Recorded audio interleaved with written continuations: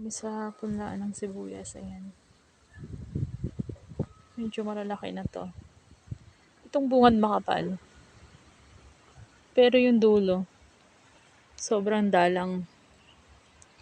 Pero malalaki na. Itatanim naman yan dyan sa bakante na yan. Oh. Tsaka dito, ayan. Kasya na siguro. Dalawang pitak na lang na may tatamnan niya.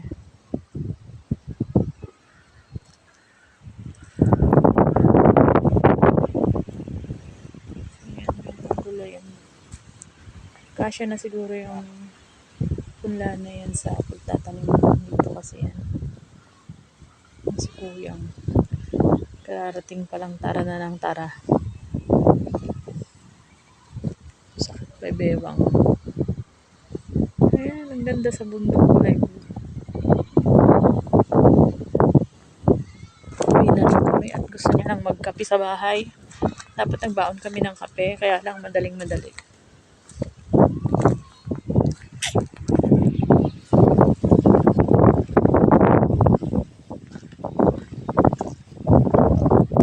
Si Berto.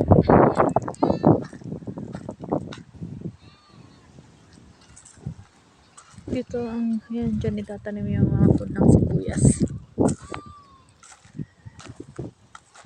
Sana na may kumasya na rin yung aking punla. Medyo madalang.